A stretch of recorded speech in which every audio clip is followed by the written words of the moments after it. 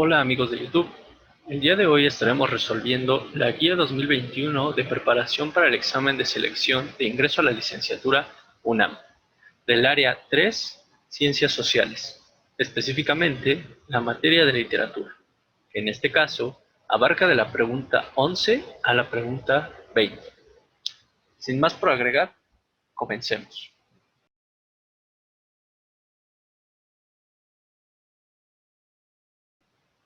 Pregunta 1 u 11. ¿Cuál es el propósito del siguiente texto? Sismo de 8.8 golpea Chile, 300 muertos. Santiago de Chile, agencias. Uno de los más grandes terremotos en la historia de Chile se vivió ayer. El saldo, más de 300 muertos, 2 millones de damnificados y severos daños en toda la infraestructura. El sismo con intensidad de 8.8 grados en la escala de Richter y una duración de 90 segundos aterrorizó a los chilenos de madrugada del sábado. El movimiento tectónico provocó tsunamis que devastaron al archipiélago de Juan Fernández, donde hubo 6 muertos confirmados y más de 11 desaparecidos. También pusieron en alerta a las costas del Pacífico y a Japón, a la orilla opuesta del océano. El Universal, domingo 28 de febrero de 2010, año 93, número 33.730. Respuesta correcta, opción C, informar. Recordemos, entonces, que los textos periodísticos o informativos tienen como característica principal ofrecer información de manera oportuna, periódica, pública y de interés colectivo. Un pequeño tip para responder esta pregunta de manera sencilla es, al final del propio texto, dice El Universal. Todos sabemos que este es un periódico grande de México, muy conocido, y si se trata de un periódico, pertenece a un texto informativo, por ende, su característica principal es ofrecer una información o informar. Última parte de la obra dramática en la que los personajes resuelven sus conflictos, alcanzan su felicidad o bien son derrotados. Respuesta correcta, opción B, desenlace. Recordemos entonces las partes de la obra de teatro.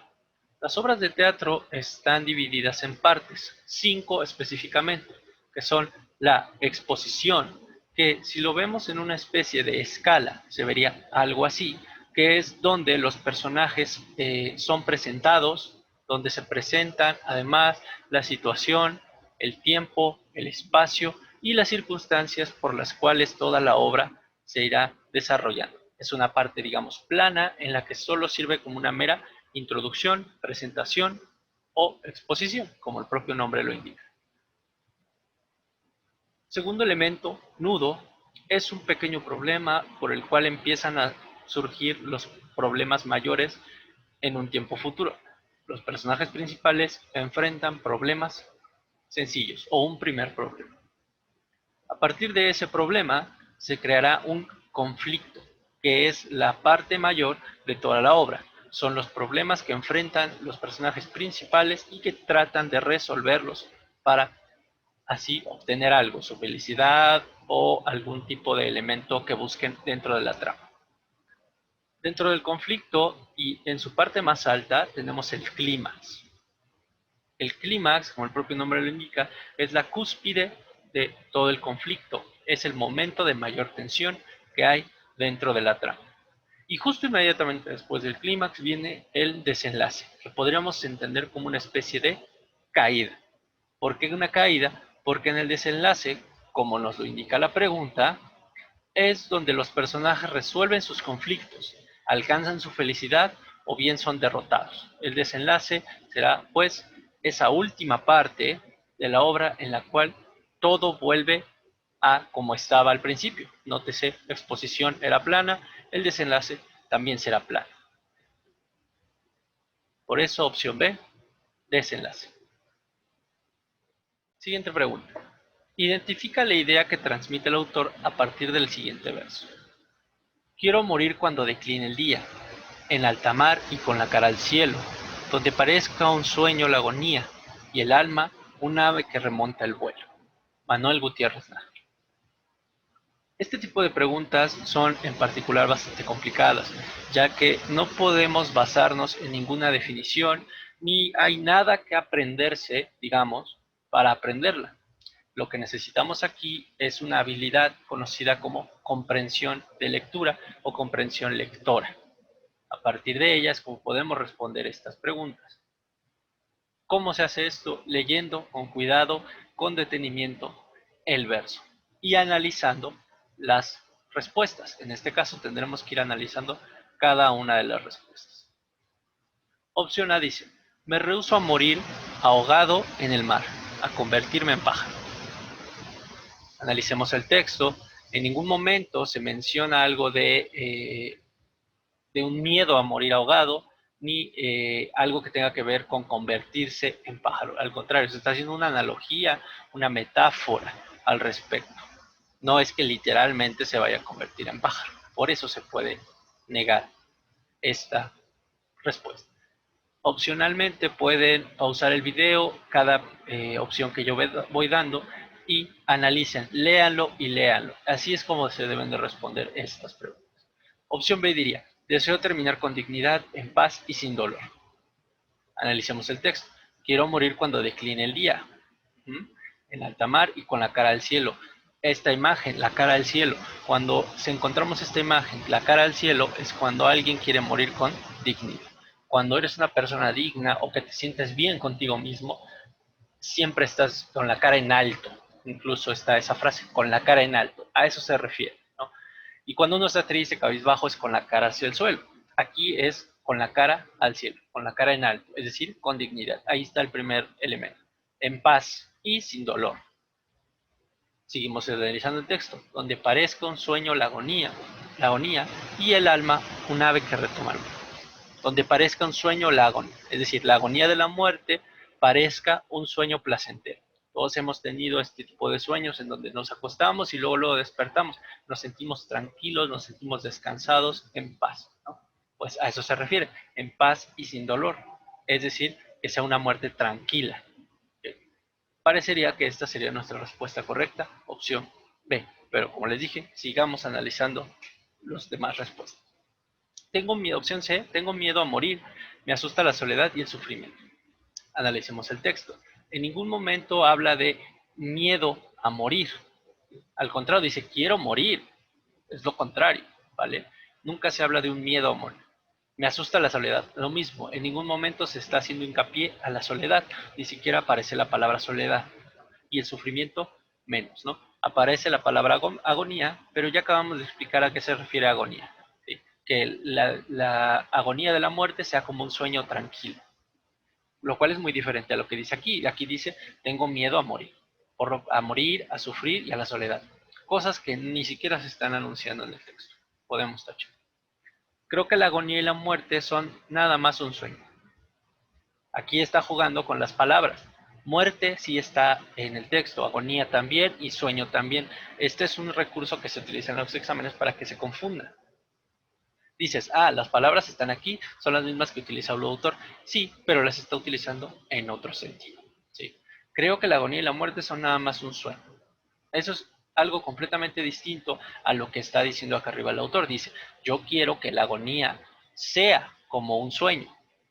No creo que son un sueño, sino que parezca un sueño la agonía, que me sea tranquila la muerte. Es un juego de palabras en el cual utilizan las mismas, pero con un significado distinto. Además de que aquí aplica las palabras muerte y agonía. En el caso de arriba, solo habla de la agonía y el sueño. Por ende, también la podemos descartar. Sería la opción B. Como elementos extra tenemos aquí al propio autor de este pequeño poema, que fue Manuel Gutiérrez Nájera, un poeta y escritor mexicano que se inclinó por el parnasianismo, el simbolismo y el modernismo. Estas son corrientes literarias a las cuales se allegó, sobre todo al modernismo. Entre sus obras destacan La Duquesa de Hob, una colección de relatos breves llamados Cuentos Frágiles, y su obra lírica fue recopilada en un volumen llamado Poesías. Si les interesa, pueden checar el libro Poesías y ahí encontrarán el poema en el cual está este verso. Corriente literaria que surge en la segunda mitad del siglo XIX, en la cual predomina la objetividad del narrador y la descripción. Respuesta correcta, opción C, realismo. El realismo efectivamente es una corriente literaria que surge a finales del siglo XIX, o lo que es lo mismo, segunda mitad del siglo XIX. Es lo mismo, la pregunta te dice segunda mitad del siglo XIX, el realismo surge a finales del siglo XIX. Es lo mismo. El realismo tiene estas características. Es una apertura a la realidad. Busca describir el ambiente social a partir de la observación y la descripción. La literatura se vuelve un espejo de la sociedad. Se trata entonces de ver las cosas tal como son. Por eso el nombre, realismo, ver la realidad. Además de estas características, podemos agregar las dos que nos vienen en la pregunta, que dice que en el realismo predomina la objetividad del narrador y la descripción. Todas estas son características del realismo, la corriente literaria llamada realismo, que lo que le interesa es, repito, la realidad, la objetividad, la descripción, la narración. Número 15. La guerra y la paz es una de las obras representativas del realismo, cuyo autor es... Este tipo de preguntas son complejas, ya que debemos conocer quién es el autor de la obra, si no, de plano no podríamos responder, ¿sí?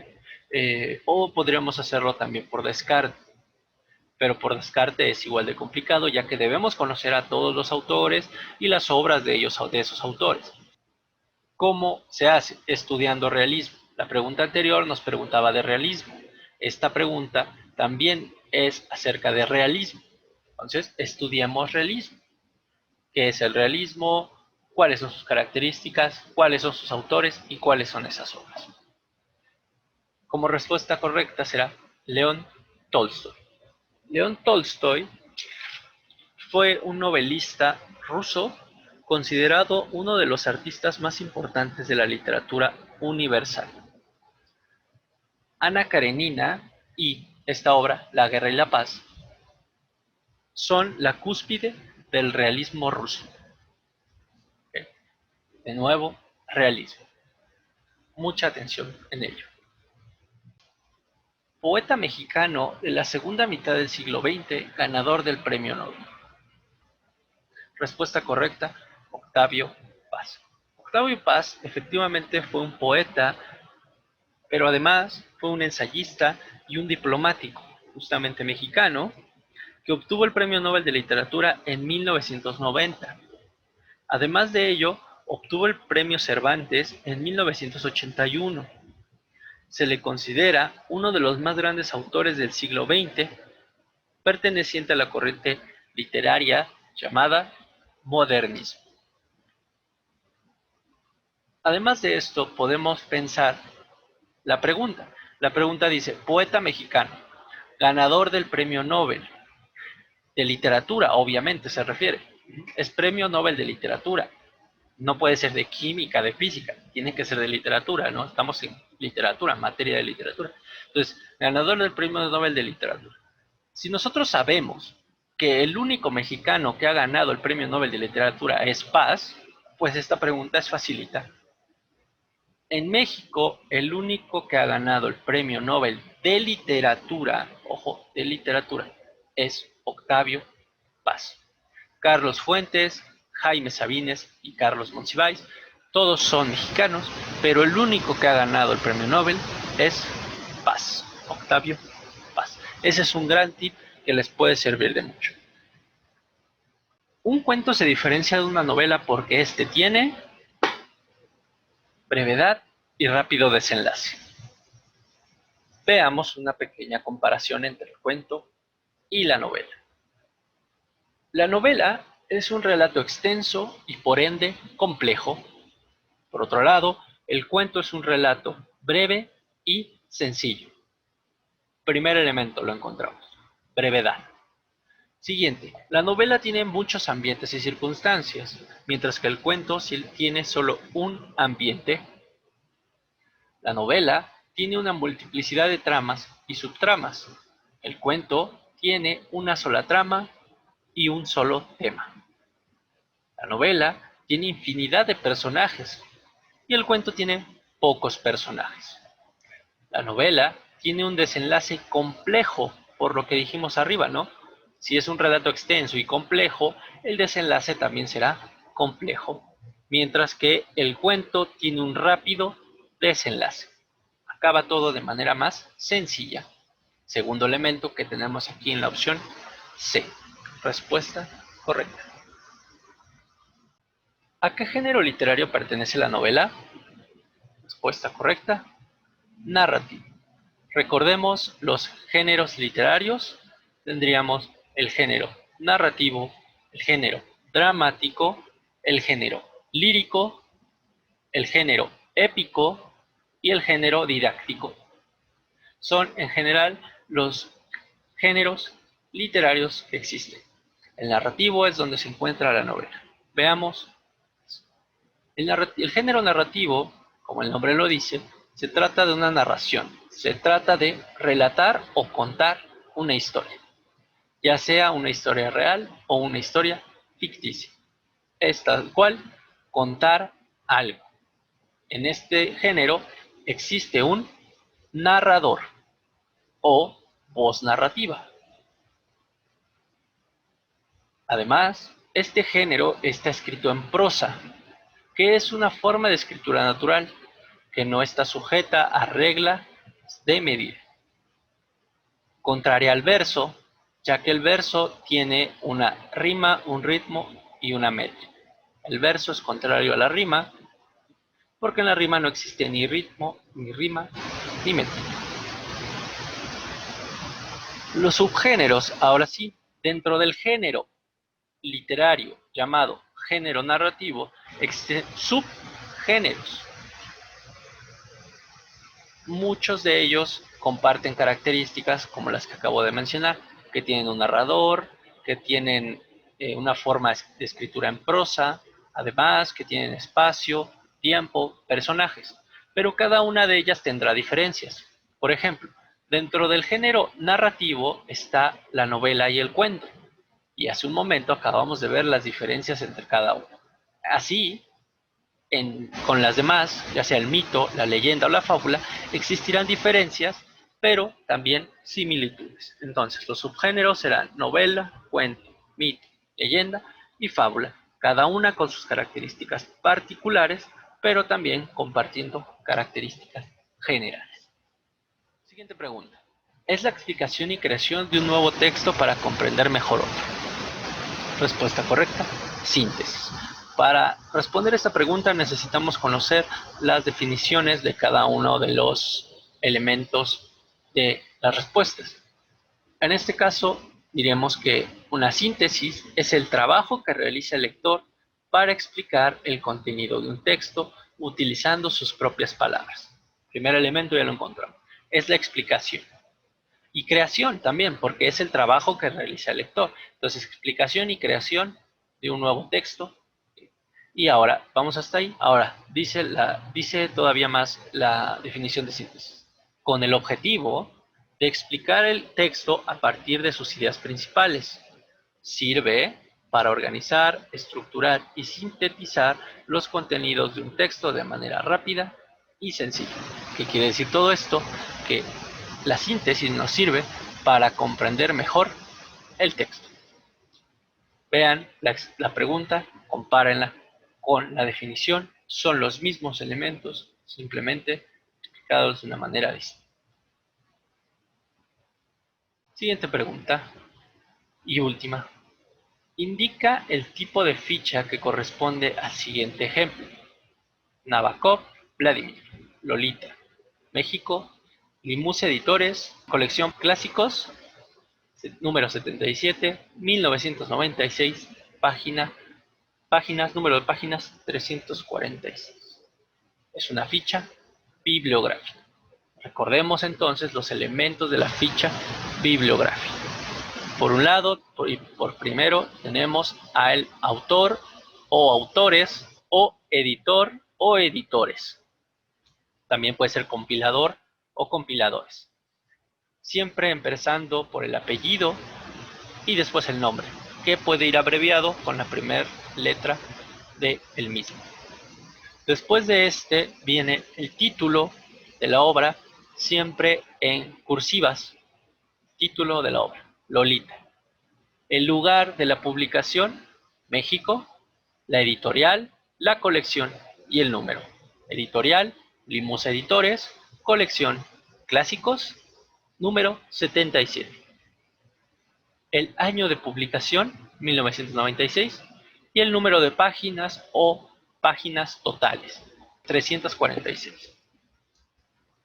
Pues muy bien, esta ha sido la guía de la UNAM 2021, área 3, Ciencias Sociales. Muchas gracias por ver el video. Un saludo.